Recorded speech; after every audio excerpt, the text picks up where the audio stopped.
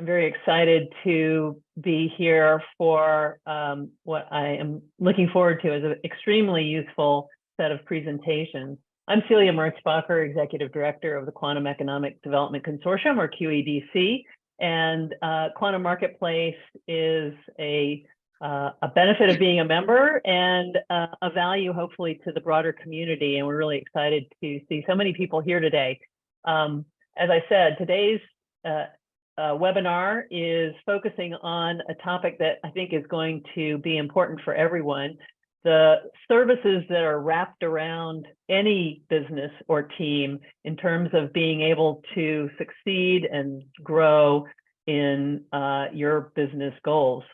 So I'll turn it over to Mark Wippich, who is host of Quantum Marketplace, to introduce today's panel. Mark, over to you. Great, thank you, Celia. Okay, so today, professional services in quantum. In terms of an agenda, I'll give a few updates on the marketplace, some overview and trends. The lineup, we'll have them all speak, and then we'll have a roundtable discussion after, and then an upcoming event. So the quantum marketplace, what is it? It raises brand awareness, facilitates collaboration, deals, and partnerships. That has actually been the feedback from presenters. QED-C a few years ago decided to launch the quantum marketplace and built a, actually you can go to the website, it's publicly facing. You can go and look at all the companies and a brief description of what they offer to the marketplace. And if they have a pink icon, that means they've also presented in the quantum marketplace. You can also go to YouTube/Quantum Marketplace and see the prior web events there for all the different topics we've covered. Very, very useful. So in terms of today, we're going to talk about professional services in quantum. We have a great lineup of HKA Quantum Futures, GQI, Ernst Young, and Safe Quantum. Again, this is recorded. It will be published on YouTube later in our Quantum Marketplace channel. So in terms of services in quantum, and sort of specialized services, if you will, HKA is in the main business of PR, public relations, and what I understand, and you'll hear more from them today, is they focus exclusively on quantum public relations. And then Quantum Futures, it does more than just recruiting. I mean, it's really a talent solutions company. Connor's going to share a lot more about that and what they do, but they're specialized in quantum as well. And not to box these in, but GQI, EY, and Safe Quantum are various areas of business intelligence consulting. They'll expand in their presentations, but I wanted to give everyone a sort of a backdrop of the areas that we're covering today. Of course, there's other professional services firms throughout the ecosystem, part of QED-C or outside of QED-C, but I think we're going to cover a wide swath of what's really helpful and needed out there today. So in terms of the lineup, today we have Hillary Kay from HKA, we have John Prisco from Safe Quantum, we have Connor Teague from Quantum Futures, we have Andre Kronig from GQI, and we have Kristen Gilks from EY. So Hillary, why don't we start with you? Hello, everyone. My name is Hillary Kay, and I'm the founder and CEO of HKA Marketing Communications. 4 years ago, we had the vision to refocus our longstanding agency and focus almost entirely on quantum computing or quantum technology. Today, we are the #1 agency in this space worldwide. So what is it that we do at HKA? Well, we do a lot of things, but there's an underlying theme to everything. We help our clients know from being often little known to becoming really well known. We are professional communicators, mostly former journalists. We know journalism and we know how the media works. We know the reporters who cover quantum, and we know them well. We know how to get them to do an earned media story on you rather than paid media or advertising. We know how to help them understand that your stories are newsworthy and help our clients understand how to frame their stories the same way. We also know the quantum tech. Our learning curve is a lot shorter than most other agencies, simply because this is what we do every day. And we know the quantum market. We're really watching everything all the time, the whole ecosystem. We really help our clients frame their messages in terms of the science and the technology behind what they do, and not hype. There's a lot of hype out there, and it's hard to not be enthusiastic about what's happening, but the science and the technology are important, whether we're talking with the business media or the science media. So why do our clients select us? I think number one is because we work in the quantum ecosystem every day. This is what we do, and we know it. And the work we do generates credibility, not only visibility, because it's earned media in publications ranging from the biggest ones to the trade. This is what investors want to see. And all the clients want investors, whatever stage they're at in their funding rounds. If they're seed money or Series B or more, they really need the investors to be excited and to have the credibility, and that's what we do. We reach the targets that we have are the media, and through the media, we're reaching the target audience that they want to reach. They want to reach investors, of course. They want to reach partners, employees. Everybody's recruiting. They want employees, and for some of the companies, they're actually at the stage where they want customers. So the journalists are very important in terms of telling the story, but you have a chance as a company to tell your story as well through content, and we help you with that as well. We help you with everything from the everyday press releases and the immediate pitches through the byline articles. We help with your slide decks. What we do helps you with your thought leadership in your industry.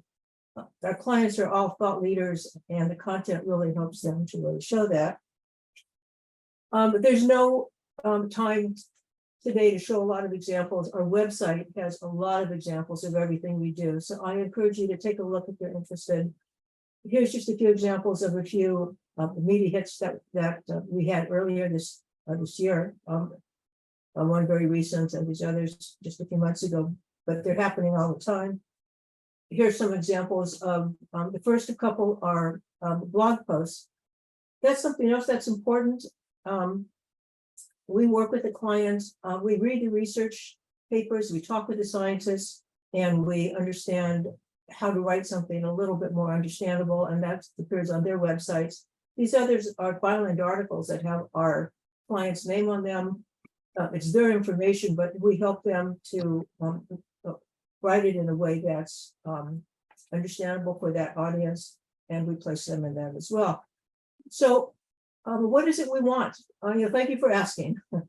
We would love to do PR for your company. So if you're interested in that, get in touch. We would love to have a conversation with you.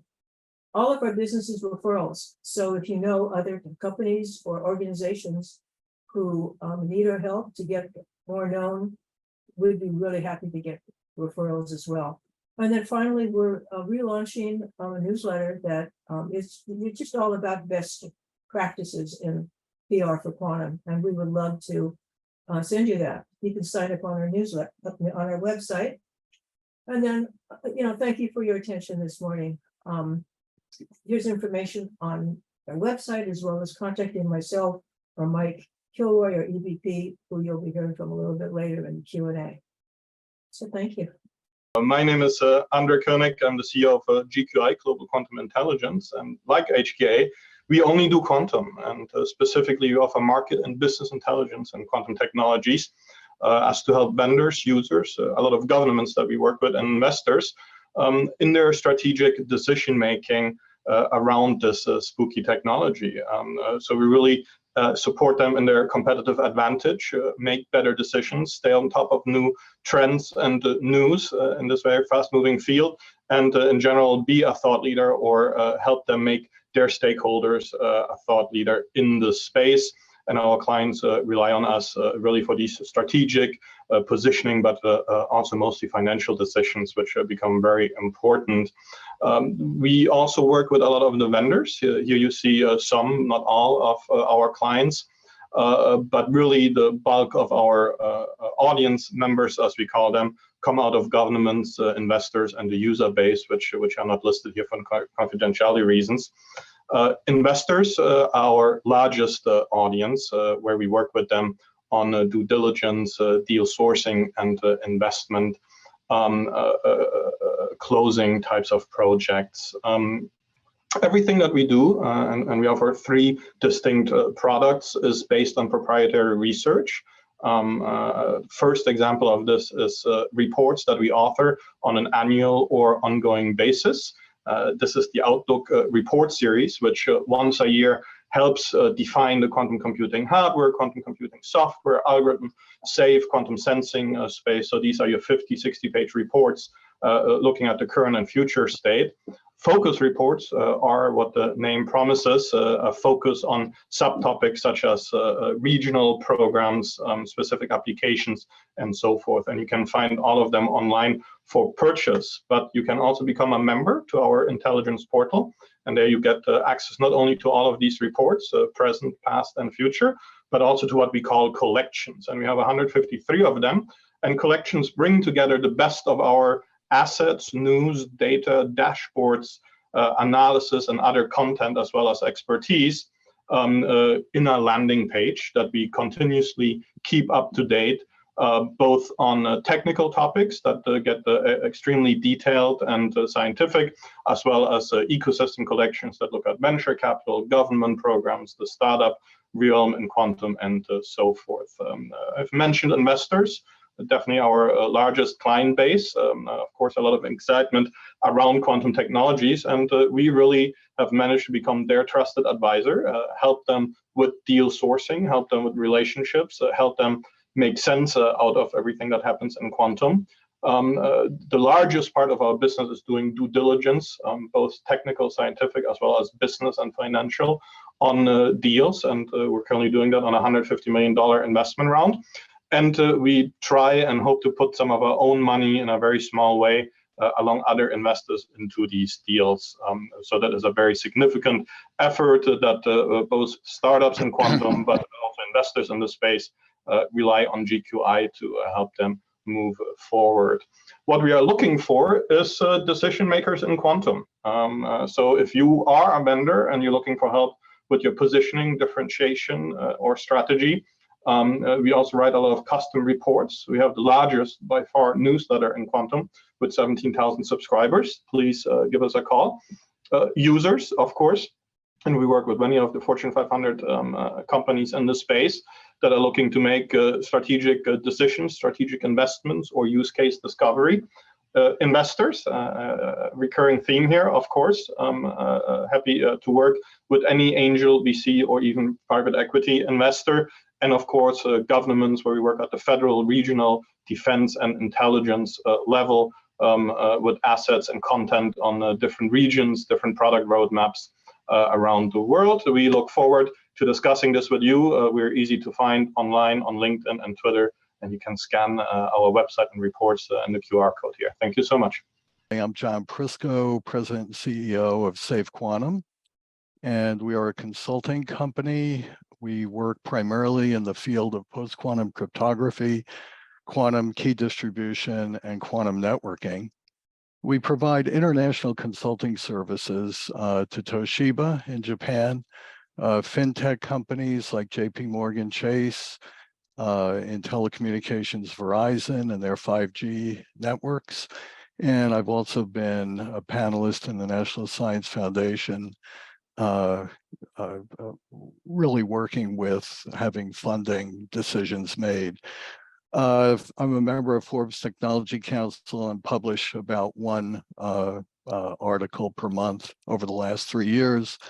I am the chair of the QED-C Use Cases TAC and an advisor to the Hudson Institute and in their Quantum Alliance initiative. Next slide. So our capabilities, we do everything from introduction to quantum security for companies that don't have a lot of in-house counsel in that area, to building actual proof of concept installations. We've also, in our work with QED-C, pulled together a PQC authentication of QKD, which really has been something the NSA has been happy to hear that we've been doing. We also are designing quantum hybrid networks that include both PQC and QKD. And then for companies who are raising money, we put together market drivers and market sizing for them to use in their quest for financing.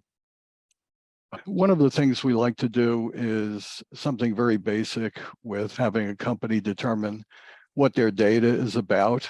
And this is an inequality that Michele Mosca came up with. Basically, you look at your data, you don't determine its sensitivity and its shelf life. And the shelf life is the variable Y. X is the time it will take these companies to convert from classical to post-quantum. And if Z is the time for a relevant quantum computer that can break RSA encryption to exist, if X plus Y is greater than Z, you've got a problem. So we'll do something very basic like that for customers. We address the following types of quantum-related problems through our proof of concept. The first example is one in the electric utility case, where we're using root diversity and, again, hybrid networks, PQC and QKD, to demonstrate control and SCADA systems within that infrastructure. And generally, we build hybrid PQC networks, which are last mile parts of the network, and then QKD is used for a much larger distance, usually over 100 kilometers. Our goals. Well, we're trying to convince the US Quantum Society that having all your eggs in one PQC basket is dangerous. We have experimented with device-independent QKD, and it is secure, and we believe should be part of the solution. We recommend that to our clients. We like partnering with companies who are like-minded. Toshiba, certainly, AWS and Cisco all believe in the same things that we do. And if you observe the rest of the world, and I'll do this very quickly, Europe and China, you can see that in China, there's the largest QKD network in the world, 2,000-kilometer backbone, 4 large cities in China, a satellite to ground link from the Michia satellite, and ground stations that are separated by 2,600 kilometers. So there's quite an investment being made there in China with QKD. And if you look at the rest of the world through Toshiba's eyes, they most recently have put together a metro scale network with British Telecom in London. And you can see some of the projects we worked on in the United States, JP Morgan Chase, Verizon, Chicago Quantum Exchange, but a lot more can be done in the US, and that's our goal. So if you'd like to get in touch with us, these are the areas where you can reach me and my direct dial mobile number. Thanks very much for listening, and look forward to your questions. Hi, everybody. Thank you so much for having me today. I really appreciate the QED-C for the invitation, and Mark for hosting all of this. At EY, we are a professional services company, and we have an incredible team of quantum scientists, and we are focused on trust, transformation, and sustainability as tenets of what we do. As a professional services firm, where we can help all of you is really in scalability. So whether you are a quantum vendor or you are a client quantum curious, we have the ability with over 700 individuals who are quantum trained, quantum certified, physicists. I mean, we've got the full gamut. And we are used to, in several different areas of our business, helping vendors be their preferred system integrator. So when there's a company out there, a startup, they typically can't have the depth and breadth. So they partner with us to help implement their software or hardware around the globe. And that's what we have as part of our team. The other big area that we have is a quantum ecosystem. We have really gone out to try to focus on democratizing quantum. We really want to see countries around the globe and clients around the globe, not just the wealthiest, have access to this technology. We really believe in that and are passionate about that. So we have curated a small ecosystem that helps with lowering the barrier of entry for our clients. And then we have a research team, and we are working on both the offensive side and the defensive side. So John, you just went over a lot of the cybersecurity and the defensive position, and we're also in that area of research with our quantum safe products. But then on the offensive side, we are researching the things you'd expect: portfolio optimization, anomaly detection for fraud type of use cases, demand planning, and then some of the unexpected with our healthcare clients, drug discovery and DNA sequencing, which is really, really exciting. And we also have a team that's focused purely on quantum sensing. So all of those areas are of interest to us. And yeah, just really appreciate all of you taking time out of your day to be with us. So back over to you, Mark. So I'm Connor Teague. I'm president here at Quantum Futures. We are a pure play quantum computing recruitment and headhunting service which operates globally. What we do and where we take pride in, we have the largest team of subject matter experts who are dedicated into finding talent which is hidden. We all know there's a talent shortage, so we've split the script and decided to hire master and PhD level research consultants who are dedicated to their craft. So to give you an example, we have hired a electrical engineering PhD grad who is then able to kind of deep dive into their research groups and facilities to uncover the hidden gems which all quantum computing businesses are trying to find. Our overall aim is to streamline your hiring process, saving you both time and money, which we all know is very important. To give you an idea on our strategy to hire, this is our process from client to success, back to client, and in the mix here we have a diversity and inclusion strategy, market insight, and each of our clients have their own customized solution to pick up the pain points of where they're struggling, what they're doing well, what they're not doing well, more importantly. Bit more kind of an in-depth timeline pitch to here. So we start off with our client A over here. We sit down, strategy meeting to understand their pain points of who they need to hire, timeframes to reach their goals. From this, we create a customized solution, which then gets input into our subject matter experts, our SMEs, who are then able to actually uncover and find the talent, while at the same time, we're working with a third-party business to develop a D&I strategy for your company. A lot of businesses out there tend to hire mini versions of themselves, and that needs to stop. From here, we then kind of recycle this information back into market insight, where we're then able to conduct data salary surveys just to make sure our clients are keeping ahead of the curve at all times. Moving forward through this timeline, talent assessment. With our SMEs, they're able to ask the right questions from a technical standpoint to make sure that the people we're sending across are 100% right for that position. So there we do have 100% first interview, second interview placement right now. Then we could be able to create a pipeline / talent pool within this. And then of course, our 6 to 12 month post-placement support to make sure that your retention is at the top. It's all about making sure you're not growing if you're just replacing. So we want to make sure that retention strategy is here.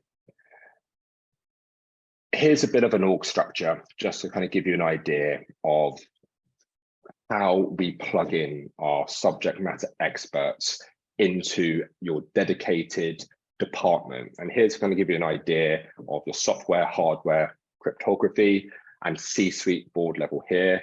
The C-suite board level side usually just gets one dedicated resource, usually myself, just because of how sensitive these types of positions are. But within these departments of software application, for example, you will have 2 individuals with a master's or PhD talking to your hiring managers who are then able to kind of find these people for you. The center of talent. We are now seeing ourselves as, well, building this ecosystem. We're working with startups who may not necessarily have the funding right now. So we're putting them in contact with our venture capitalists who are then able to pump money into the startups, who are then able to hire. We're now working with universities to continue that development of postdocs, to continue that academic research, who are then fed back into the startups. Global enterprises who are just building out their internal quantum teams, we're able to plug in there. Government initiatives. So this is this upcycle, recycle ecosystem, which is getting exciting right now. Definitely kind of want to get into, like, feel free to contact me to talk more about this side, because yeah, this is where we're really excited about. Hiring. If you guys are hiring, or if you guys are struggling to find the right people, if you would like to look at salary survey data from around the world within different positions, if you'd like to look at D&I strategies, retention strategies, please do reach out. Yeah, we're growing. We're a team of 14 right now. So yeah, we're in a way, we're just getting started. And yeah, we'd love to chat with you guys. So yeah, thank you very much. Let's get into the panel discussion. And I'd like to start with Andre on this. You know, when you and I chatted before, it was clear that you have some clients that are already in quantum for a while or a long time, but you also have other ones that are starting to, you know, look into it and start to get into it. How does that break down in terms of percentages? You know, clients that you have that are in quantum, and then how many clients are just getting into it now? Really, all of them are in quantum, but some of them are in quantum again, I think is the best way to put it. On the vendor side, which is a smaller part, maybe 15% of our client base, they all are in quantum by definition, right? The governments that we work with, they all already have programs and you know, roadmaps and strategies in quantum. On the user side, it gets more interesting. The users that we work with all are in quantum. However, some of them paused or stopped their quantum programs at some point. You know, many users have started their journey 6, 7, 8 years ago with annealers and other technologies, and maybe not necessarily always saw the results that they were hoping for or expecting, and took a break and now want to, you know, figure out if they should get back into it or wait a little bit. Investors, I think, you know, 60-70% of the investors that we speak to have no current investments in quantum and are simply curious or being pitched by one of the many startups. So that is the one target audience amongst our client base that is definitely the newest and most curious about getting into quantum. Great, thank you. Kristen, how does this break down for your work and your group? You know, a lot of our clients are really asking us for the fundamentals. They're asking us to set up a strategy. Some governments are asking to set up a strategy. Some are asking us to work on very specific research projects with them because they have maybe only a team of 3-4 individuals. So yep. you know, I just want to also say, Andre, what I'm sharing is sort of a build on yours, because our clients are very different in this. You know, we don't deal with the venture capitalists. We don't deal with, you know, some part of what Andre was saying. So I just wanted to make sure I was building on Andre's point, because I definitely have seen a resurgence where people are returning to quantum. But they also really are returning to quantum with a desire to show leadership, that return on investment. So that's sort of the bigger focus of the work that we're seeing. So that's a really curious point, returning to quantum. Why do you think that is? And you have a very large team that's working in this area, right? So why is that? What do you see? Oh, well, it's you know, maybe we can punt it back to Andre too, because he was bringing up absolutely. The resurgence is because I think you have your cutting edge firms that always have to be on that edge, and so they looked at this 8 years ago thoroughly, and they realized we weren't quite there yet. And then now we've made enough advances in the hybrid architecture. We've made enough advances in QKD. We've made enough advances in some of these areas that you can have a return on investment. And the threat is more imminent now on the defensive side of things as well. So you have to start preparing now to be ready as an organization. Yeah, great. Andre, do you want to add any on that? Everything that Kristen said, and some human behavior as well. We currently work with one of the big global automotive OEMs, and they halted their efforts roughly about 2 years ago. They have a new CEO. Also, there was a big investment by a German automotive company and a supplier into a well-known quantum computing startup, and they really got FOMO. The phone kind of rang the next morning. We knew them already, and I said, "Hey, you know, big explicit term. Why are they all of a sudden our direct competition investing into quantum when we haven't done anything for 18, 24 months?" So I think as the ecosystem in general grows, and there is also more and more press, not always hype, but definitely more awareness around it. A new CEO, a new management team in place. People decide to take a second look at it, and the questions that we are getting, similar to what Christine said, is then around the roadmaps and the maturity of the technology. Is this today the good time to do it, or should we wait another year or 18 months to wait, you know, for the technology to mature more? And our answer, I'll put into Connor's camp, is then around the workforce, really.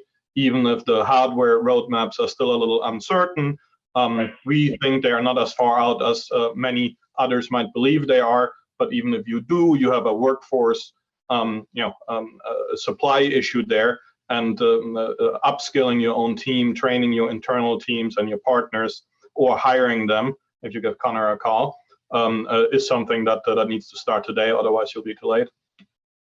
Yeah, I want to thanks for that. I wanted to go to Mike now, who's going to be speaking for HKA here. Mike, so what are you seeing? Are you seeing, obviously if you're helping a company with PR, they're probably already in quantum, but I'd also like you to comment on the aspect that Kristen and Andre started off with, which is like people coming back in. If you have any commentary on that as well. Yeah, definitely. Our clients are all involved in quantum. We're more the developers and providers side, and we're communicating to the corporations and the investors to get into quantum. So that's kind of our role. And we see just a ton of interest growing all the time. Like someone said, the news is keeps going and going. There is this thing that you have to. I think corporations need to be convinced. They need to look at it now. They can't wait. We talked to actually a chairman of the board today, who's part of our new client, who said he worked with companies and they always went 5-10 years down the line to plan for their company, and that's really in our view, that's the message that needs to get across to the big companies right now. Is there's really no time to wait. And in fact, if you're just doing it now, you might be a little behind. Yeah. John Prisco, you know, you're probably working with only quantum clients at this point, correct me if I'm wrong, but also, you know, are some of them getting more concentrated now? Are they getting more active? How do you see that? Well, it's definitely by vertical market, and in the fintech area, we see the most concentration. There have been more investments made by financial companies in quantum professionals. They have attempted to do more in the way of trials and have actually used the technology in their business operations. And, you know, by contrast, you could look at the healthcare industry, which is really not into it much at all. And I suspect that's sort of par for the course when you look at early adopters usually being in fintech and sort of later adopters being in the healthcare area. Mm-hmm. Great, thank you, John. Connor. Sure. Well, to give you a stat on clients who are already quantum. So last year, 95% were already in kind of vendors of our clients. Now moving to 2023, we're now at a point of a 70-30 split, 30% of being end users who are now breaking in, building their quantum computing teams, and creating this bit of a hybrid model where they still partner with vendors in terms of using their machines and maybe a few of their proprietary tech, but they're now building this in-house model. Of course, it's always the case of we need this yesterday, and that's always going to be the case in technology, right? No one's really kind of that far ahead of it. But yeah, we've seen a huge shift over the last 12 months. So this gets back to what a lot of the consulting firms have said in the past, like Deloitte and Accenture and BCG, and I'm sure EY would say the same, is you know, in the past it was like the big clients, the big end users weren't really getting in. But now they're actually, I mean, you've been placing people, primarily PhDs and other experts in quantum computing hardware and software companies, right? And so what you're saying now is you've got end users who are hiring quantum computing experts in-house to actually figure out how to use it all, right? Is that what you're saying? Exactly that. So our end user case is split of aerospace, automotive, of what again goes back to what Andre was saying with the big client, and of course kind of chemistry, biophysics based businesses, just because that's where we're seeing the most applicable advantage maybe within those kind of areas. Sometimes they package it up into QML, which is a bit of a funny terminology, but yeah. I like what, I'm not going to name the company, but one of the biggest banks in the world said to me, you know, I said, well, why are you in quantum? And they said, well, we don't know when it's going to happen, but we think it will happen. And when it does happen, we want the unfair competitive advantage, full stop, right? So I really like that way of looking at it. So I'm going to go back to Andre here. You know, for your quantum clients, you know, that are successfully raising capital today, what do you see as a best practice for them? Yeah, on the vendor side, there has been a big shift in investment behavior. To give you a few data points, last year venture capital in quantum was roughly $2.4 billion. A couple years ago, that was about half, and you know, the majority of that would be a relatively small check size, a couple million, and early stage, seed stage. Naturally, right? The ecosystem was still emerging and building. Today, in 2023, to date, we've seen 14 investment deals for a total of 1 billion already. The average check size is 44 million. The median check size 19 million, and that statistical skew comes from Sandbox AQ, which raised 500 million. So a big outlier there.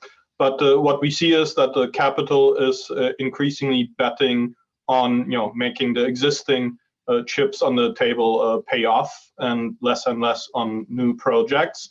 And that of course comes with the best practices on the vendor side. meaning that you go to Connor and start to hire sales and marketing people, business development people, and so forth, right? You're probably going to work with EY or somebody else to really look at your strategy, your go-to-market, your positioning, and so forth. That is very new. That is something that investors very rarely asked about 12, 18 months ago. And today, especially at a B or C round of a raising is absolutely standard. I think they will expect to have somebody like HKA as part of their team, or at least a solid social media presence, conference presence. So everything that, and I come out of the startup world, you'd expect as best practices in other entrepreneurial worlds is finally starting to become best practice in quantum as well. What we still don't see consistently is revenue projections. There is definitely an expectation to see roadmaps and client proof points and go-to-market scenarios. We don't see the typical hockey stick projection for the next 5-10 years of revenues, but that's going to come very soon as well. Yeah, great. Thanks, Mike. It's sort of funny, right? So a lot of companies, when they're raising money, professional money, they're still in a phase of bootstrap. They're not necessarily spending money on PR. But how does HKA work in situations like that? Yeah, I think probably most of our clients started that way, started life that way, and started. We're much beyond the seed round when we started with them. So, the key is you just have to start telling your story early and often. You just have to in one way or another. Obviously, with smaller budgets, you do it in smaller ways, but PR in general is really sort of a snowball effect. You start small on the top of the mountain as it rolls down the hill. It just gets bigger and bigger, and more opportunities start arising. So, you really at this, you really want to make sure you're telling your story early and often in a consistent way, and you try to take every advantage you can, like third-party validation of any kind, like a partner or an early customer, especially or early partner, and then we shoot for the stars as well as for the lower hanging fruit. So sometimes you can jump and be quoted in the Wall Street Journal, which gives you instant credibility and instant visibility. So that can happen at any point in your arc and your story as a company. Right, but is it also just to go on top of that is I've talked to Hillary and you about this in the past, is like as soon as you have a little bit of extra capital to spend on PR, it can really pay off in terms of exposure, right? And I think a lot of the people that are in this space come from research. They don't necessarily have a business background. They don't necessarily realize how important it is to get the mind share out there. And the problem is it takes a long time, right? Right. Yes. Yeah, absolutely. It's called earned media for a reason. You really have to work at it and be very smart about it. But and it's very cost effective. I just have to say, advertising, you buy something and you just throw it out there and hope for the best. Like a shotgun blast, right? But you're really building your story out there, and it has lasting value, and it keeps building on itself for sure. Right. Connor, so you're working a lot with VCs now. You showed a diagram of all the different things that you're not just once and done, place a person in a company, move on. You're doing a lot more than that. Your firm is doing a lot more than that, right? So you're getting involved even with introducing some, say, VCs to some of the startups and vice versa, right? Yeah, exactly that. Sometimes when a startup approaches us or we approach them, of course, cash strapped. So it's not like we say, right, we don't want anything to do with you. It's saying, all right, how can we help you? Who can we put you in front of? What synergy are you going to have with our number of VCs that we work with to help you get that $5 million, $10 million dollars that you need? And that's where it has that nice little ecosystem amongst the VCs and startups that we can not facilitate, but make those connections, make those introductions. where they're able to pump money into the startups. They're then able to hire more. They're able to, of course, pay us, and then it's just a nice way of working. Right. Great. John, any commentary here? Are you working with companies that are raising money as well? Yes, well, my startup clients are usually at a stage where they're about to raise their Series A. And what I like to do is strategize with them in terms of milestones that they may be able to hit that really give them a lot of credibility, and that kind of demonstration attracts the types of investors that are looking for the next best thing in quantum. So that's typically what happens. Great. Kristen, you said you don't necessarily work with VCs or that market segment, but any commentary on this? You know, I think that focusing on a return and really that commercialization aspect, there's so much pressure, especially entering a potential recession later this year. I think the other thing about hiring the PhDs, even though I am one of those, you know, I really like having a holistic team of talent. Like, we need the scientific journalists, we need, we just need the diversity of thought that comes to the table, and there's so much talent out there that we're finding success in upskilling several of our computer scientists and some of our chemical engineers. We're finding success in a very proper, tailored training platform. So that doesn't necessarily have anything to do with raising capital, but just where people are thinking of where do you spend your dollars, your operational dollars, doesn't always have to be on a whole group of PhDs. Like, there's other solid performers that we need. Definitely, thank you. So so I'm going to go back to Andre again. You suggested this, you know, like many people, when they first get into quantum, you know, you might be tempted to follow the first person you run across, and quantum can be harder to figure out than other technologies. And so, you know, and you pointed out, you know, like, what do you recommend to these companies getting into quantum? And it feels a little silly saying it from this side of the screen, but you do have to put your sweat equity into quantum, unlike some other technologies that are more intellectually accessible and more mature. Quantum, you know, also minute differences in a product architecture can have tremendous impact on the strategy, the revenue model, the strategy of a vendor. And understanding all of this, understanding the context, the history that informs the present and the future roadmaps of these vendors, technologies, and products is so much more important than in quantum than it is in ChatGPT, which, Mark, you mentioned before we were going live. So you have to put that sweat equity in. The people that are most vocal in the mainstream media on LinkedIn and Twitter aren't necessarily the ones that do the best work. I think those of us that do good work tend to be very busy, and we don't post as much. So you have to network and you know, ask for recommendations. I think everybody here is very friendly and eager to partner. HKA and GQI have been partnering for a long time. We've helped them get clients. They have us get the press mention. Connor and I, we've partnered. Hopefully the others here amongst us will partner. So you really need to invest the time, and that only makes sense if you consider quantum a strategic priority for you personally, for you as a company. And that's what's going to separate the spray from the wheat, I think. Yeah, great, thanks. John.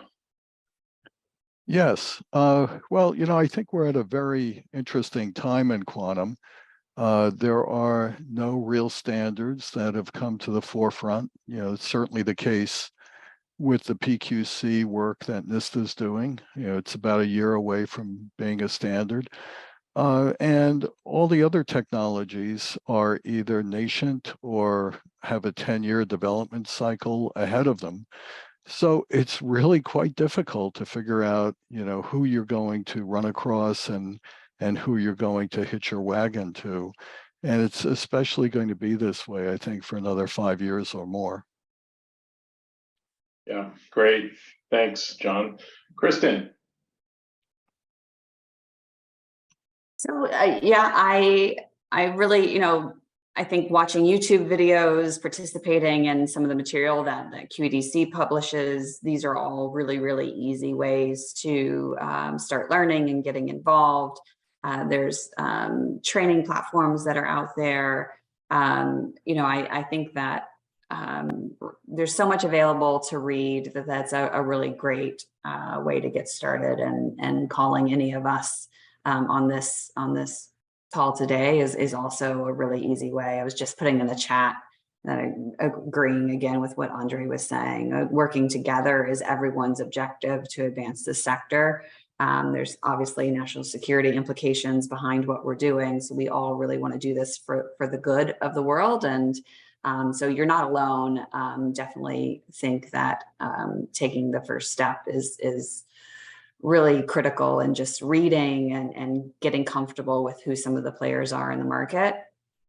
And the last part of the recommendations is really to think about the investment dollars, because again, I see a ton of pressure coming from the venture capital cycle that Andre is better suited to speak to. But then also a lot of pressure from these major institutions that they want to see the return on the investment. So if you're not focused on that, you got to be very quickly, you got to show those bench hits really, really fast. Yeah, thanks. Mike. Yeah, well, there's just so many places to go these days to find great information, so it's hard to pin down, but I just want to shout out back to Andre and GQI. They run a great like a monthly podcast with several other analysts that is really informative and always on topic and very timely. So that's a great place to start. And I would also say Doug Fink, who also works for GQI, runs a great, the best trade site on quantum, I think, is Quantum Computer Report. Just a credible newsletter that he has every week. And you can look back at all the stories that are on there, and you can get a very good feel for the industry. Just yeah. Right. Connor. A shameless plug of tell them to leave the hiring to us, to leave the market insight to Andre, to leave the PR to Hillary. If you need professional services, go to EY, and Quantum Safe, go to John, and join the QED-C. There's these videos talking around professional services. From a startup standpoint, I would say be prepared to hire more business operational people. If you know the tech, stay with the tech. Do not bother trying to get involved with other stuff just yet. Like, build your product first. Hire business operational people. They're probably my two avenues of kind of recommendations. Yeah. Thank you, Connor. Okay, so I want to go back to Connor here. What question are you hearing most from your clients today? What question am I hearing? Are we paying this person too much? Are we paying them too little? One is, salary is a key question that comes up, especially hiring people coming out of university is a big one, or people coming from their postdoc. Is always one, just to try and keep parity, not just within their own organization, but also the rest of the industry as well, is super important. Another question is, what is DNI? It's probably another one that comes up quite a lot as well. What is DNI for everybody here? What is diversity and inclusion? It's not just a topic which seems to kind of people put it under. It's a way of operating as a business. It's a way of introducing new ideas, new backgrounds, new channels of how businesses can perform better. It's all of that in one. And a lot of startups try to hire, as I mentioned, mini versions of themselves. They just want to hire from their university and their research group. And that puts a bit of a hurdle in place for when they want to grow and how they hire. So it's, yeah, I'd probably say that's two of the questions we're hearing most. And why can't you find this person? Why can't you find them yesterday is another question I'd probably hear quite a lot. Yeah. Kristen, what are you hearing most from your clients today? Well, what I'm hearing most from clients today is the question of, is this really a threat now? Is quantum computing going to be here in 5 years, 10 years? It's usually a time-oriented, risk-oriented question that I'm getting most frequently. And so, you know, our answer and response to that is very consistent with my colleagues on the call of their quantum is all around us today. There are things that we can do and put in place today. You know, quantum sensing is certainly something we can touch and implement now. But from a world of quantum safe, that is something that we do need to start putting in motion now to protect us for the future. I have the privilege of being a diverse candidate in charge of a global quantum program, so I don't tend to get the D&I questions, other than I tend to talk about it everywhere I go. And for me, it's a passion place, and I think I mentioned it earlier. It's also diversity of thought, and I'm really proud. We have a neurodiversity center of excellence at EY, and we have trained 10 of those members in our quantum certification program. So we're definitely focused on the D&I objective, as well as really looking at the ethics of quantum use. Okay, great. John. Well, most of my clients are from the Far East and Europe. So the question I'm getting most often is, can you interpret the sort of split personality aspect of the US federal government? You know, part of the government, Department of Defense, NSA, which is part of the Department of Defense, isn't all that likely to adopt QKD as a security profile. However, the Department of Energy is very much in favor of that. And what I try to do through QED-C is provide an education in terms of both PQC and QKD technologies, and show that really you have to have more than one technology. You know, you need a defense in depth.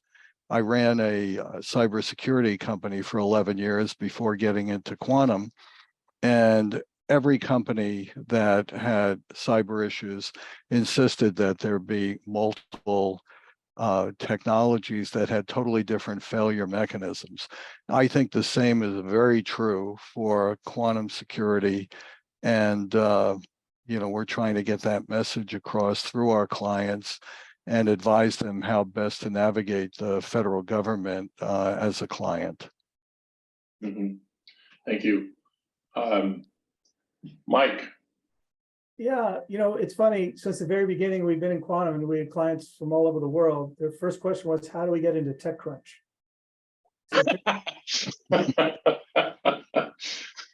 So did you get them in a TechCrunch? We did actually. And, you know, TechCrunch has these specific rules, and you have to get it to them 5 business days. And sometimes it has to be exclusive, and there's all sorts of rules you have to do. And even when you don't have a funding announcement, you can get in TechCrunch in other ways. So we were able to pursue and place a byline article in TechCrunch for our client that I gotta say, we were initially criticized by some people saying that was a total commercial. How'd you guys do that? But it ended up everyone started seeing it as an important contribution to the industry.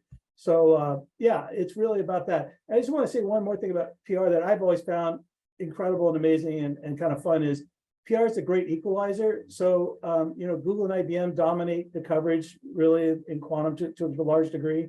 But when you get a client next to their name as like a major player, major hardware player, doing great things in software, that is a huge validation for investors and even other media, because it's very much a kind of a pack mentality sometimes in media.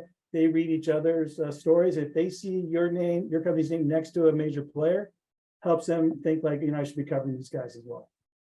Yeah, yeah, great. Thank you. Andre. Kristen stole my thunder. The timeline question is definitely the question that we get the most, and from all angles and around all types of technologies, not just computing, but sensing, communications, quantum safe. I think the other question that we've always gotten, but that has really dramatically changed in relevance, is which qubit is going to win. And you know, 9-12 months ago, that was a hard question to answer, and probably didn't even make a point to speculate if superconducting will be better than trapped ion, or photonic will make it, will, you know, topological quantum computing surprise us. Today we can give much better answers, and we don't get the question anymore of superconducting versus trapped ion versus photonic, but of a very specific superconducting type of qubit, the transom versus flux qubit, compared to a very specific type of doing control or readout on a trapped ion or photonic qubit, and how those compete and compare in terms of roadmap capabilities and timeline. And we're able to give much better answers on that today, because vendors have done a phenomenal job at, you know, putting out roadmaps and sharing information and delivering progress. We're also lucky that we have done due diligence on most of the leading hardware, and we have a very privileged inside look at these. So the question of which type of technology will be the winner, still too early to answer, but we can give much more specific answers, and you know what it means in terms of business model, market potential, timeline today than we were able to do even middle or late of last year. Yeah, totally agree. And also it's great to see that, you know, before it was always about, like, you know, 2 years ago, it was like, okay, who's going to have the most qubits, right? And then it was about who's going to have the most, you know, usable qubits. And then it was like, okay, so now we're starting to hear about, you know, oh, people are actually starting to get into error correction. How's it going to work? And that's also just as important, right? So,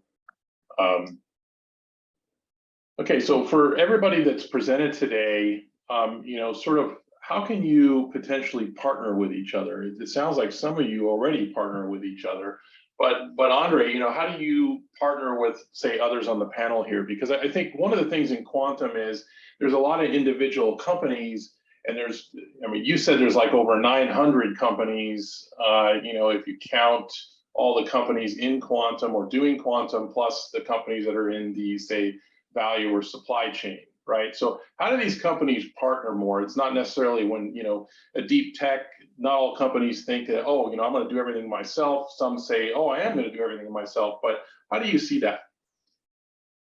I would distinguish between formal and informal partnerships.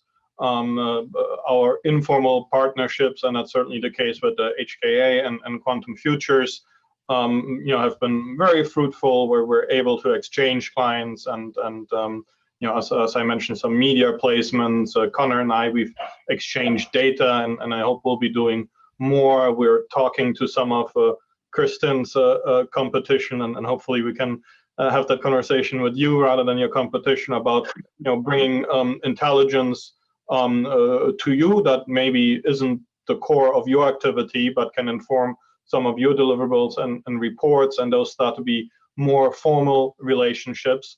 But I think in general, we all have good intentions and are good actors, and we try to support and help each other informally at a minimum. somebody in the Q&A posted the question, you all should be merging. That is not a terrible suggestion at all. I think there is a business model or revenue model implication at the end of it. We of course try to build recurring revenue that's not tied to the man hours that we offer. That is different for others here on the panel or in the ecosystem.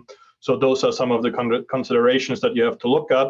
But at the end of the day, we all speak to the same clients, the same audience, and the better we can serve them, the better that is going to be for me. And Mark, I think you and I discussed this on a prep call. I don't mind losing a deal to one of my good competitors. I know I'm going to win the next two, and we all will be better off. Yeah, great. Hillary, you care to comment on this? Sure, I'd be happy to. Collaboration is so important with everything that we do. The panelists on here with Andre and Doug, Hillary, it's hard to see you. Half your head's chopped off. Yeah, There you go. Thank you. My camera did funny things while I was not on. Okay, there you go. That's good. Yeah, so we work with Andre and with Doug a lot in terms of just information that is so valuable that we need when working with our clients. And then we help them in the media as well. Connor has contributed to an article that we wrote sometime last year. So, and then Kristen, when we were up at the Economist Conference in San Francisco, she participated in a little video interviews that we did. So it was great getting to know her there. So all of this is none of us can work independently. We all need to be working with each other, and it's an emerging field, and we're just excited to have all these informal partners. They're really informal, but it's so valuable. Yeah. Connor. Yeah, exactly that. It's the open communication, because there is so much synergy between the 5 businesses here. There is probably so much crossover with the same clients that we all work with as well, which we probably don't even have a clue about.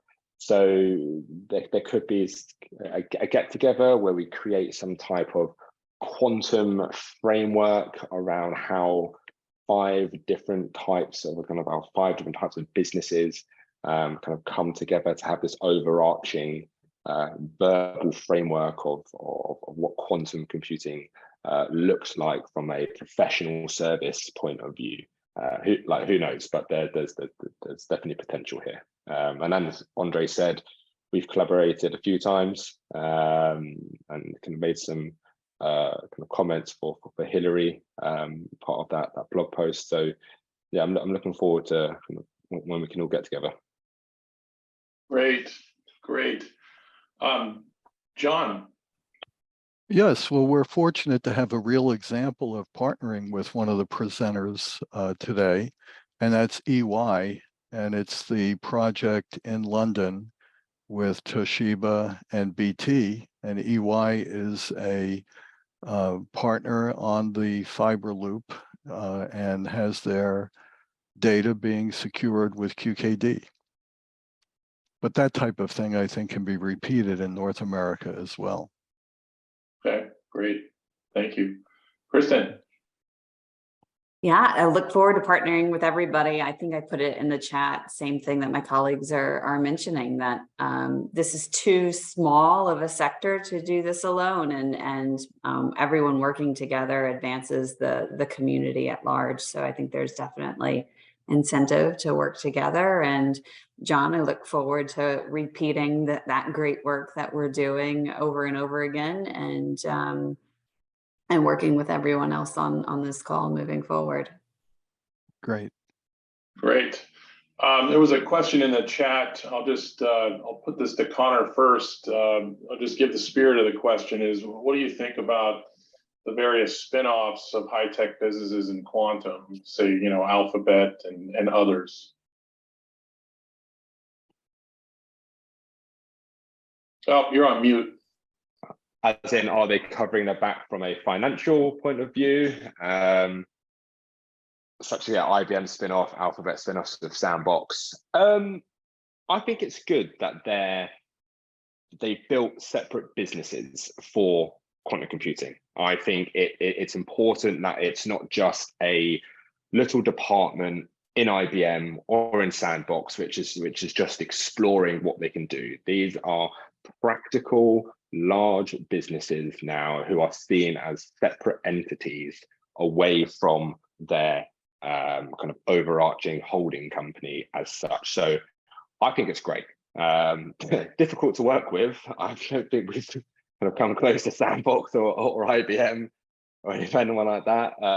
So don't really know much about their. I know they hire a bunch, loads, but we not too much insight. But I think it's a good thing that they created their own business. Right. Well, there's many reasons to do it, right? So there's sort of don't be encumbered by the large organization. There's all these different reasons you do something like that. Andre, what do you think? And then, I'd also actually, since you're in the business intelligence side, I think we should expand this question. We have a few more minutes. Is where do you think this is going? So some of the bigger companies are divesting some of their or spinning them out, these teams, but also so they can move faster and say raise capital and go to market faster.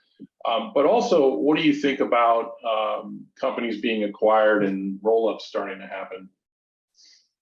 And thank you, Kevin, for that question. Good to see you. Hope you're well.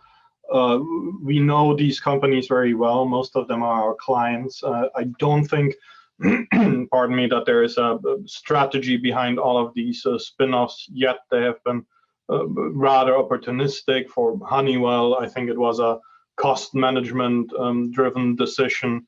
For Alphabet and Sandbox AQ, it was really an opportunity type of driven. As Connor said, this deserves its own entity and opportunity. Atos, it's really a strategic decision, also tied to the previous questions around partners and bringing them into the fold. So we don't see that as a strategy set yet. What we do see as a strategy, and Mark, you pointed out that we track over 900 companies in quantum technologies. Let's say there are 200, 250 serious funded startups with products. That is just too big for the market, right? If you look at the current revenue and how the revenue is going to scale, if you do look at the venture capital or even government programs, supply is outstripping demand here in our view. At the same time, we do have the need for talent, for skills, and for IP. And we definitely have started to see consolidation in the ecosystem. And we know that the CEOs of many of the well-funded startups that have done SPACs, public offerings, or raised hundreds and millions have very strategic acquisition roadmaps. They work with investment banks, with merchant banks, with us to help them put together ecosystem assessments. Where are the gaps in their roadmaps and their offering, and how can they fill them? So we expect a lot of acquisitions. We definitely will see a lot of acqui-hires, hiring teams for talent. We also see smaller startups, running out a little bit of energy, maybe not necessarily capital, but being an entrepreneur is a constant hustle, right? And some of them can probably sell for $1 on the dollar or a little bit more. It's not going to make them rich, but it's not going to cost them either. And joining the fold of an IBM or Sandbox AQ or INQ is certainly anything but a failure. So we expect strategic consolidation around some of these spin-offs and bigger players to really start to take shape. Great, thank you. And then I'm going to ask the Celia question that she normally asks, which is there anything QED-C can do to help out? Any of you or the ecosystem? And Celia just reached out to me about a question surrounding investors, and I think Connor made the point earlier. we all probably don't even know as much as we know each other well and talk, all the different touch points that we have with the same people, the same clients, the same customers, and somebody that facilitates that. And this is one great example of doing that.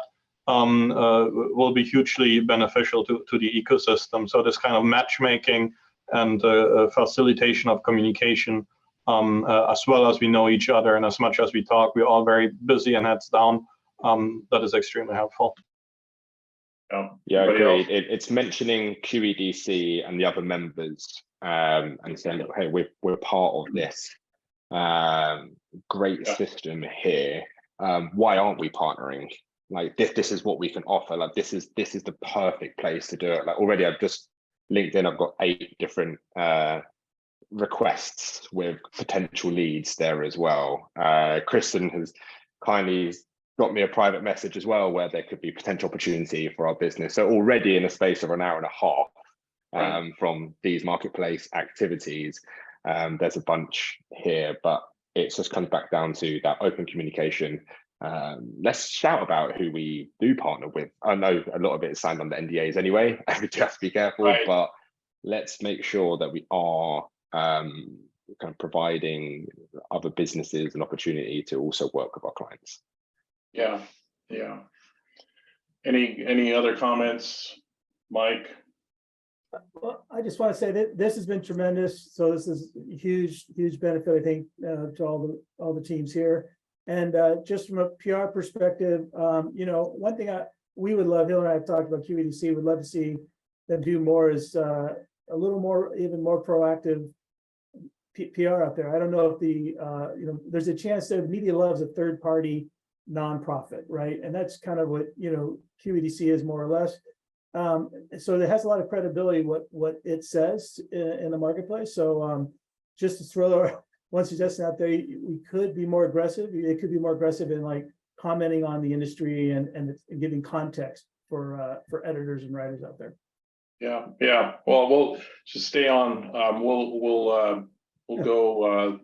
I want to talk about some upcoming events. We're out of time now. So the next one we have planned is on July 20th, which is Startups in Quantum. We're going to have one of the the quantum accelerators and some of their startups. So very exciting.